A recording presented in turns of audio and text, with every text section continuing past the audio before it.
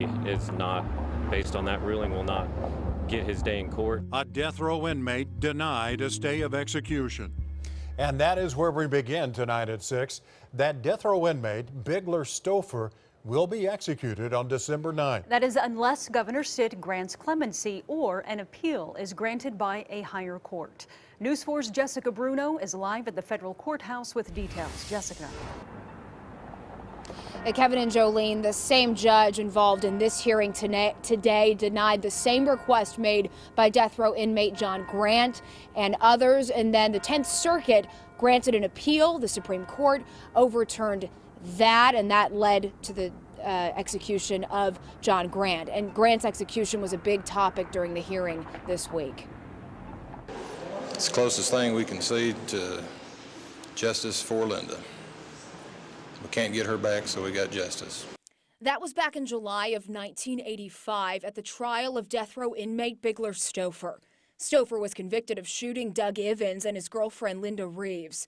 Linda died from her wounds. And Stouffer's execution, not scheduled for over 30 years, finally set for this year, December 6th.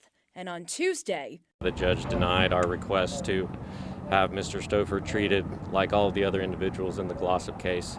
A federal judge denying Stouffer's request for a stay of execution. He is not, based on that ruling, will not get his day in court. Because Stouffer is not part of an upcoming trial in February challenging whether Oklahoma's execution protocol is constitutional. Judge Friot originally in 2014, when Mr.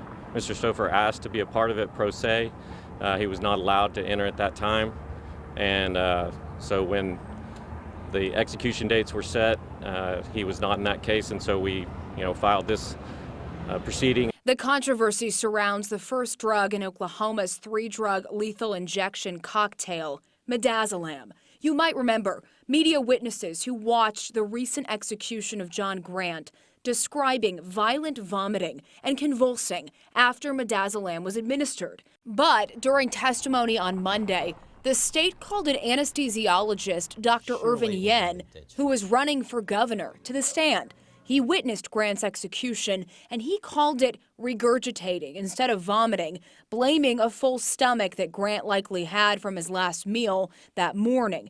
And instead of convulsing, he said Grant's body simply rocked up and down, which he called normal, adding that midazolam would not cause the inmate pain. Ultimately, the judge deciding it is not a cruel punishment or painful for the inmate. We will be appealing this to the 10th Circuit and expect and hope for different results in that matter.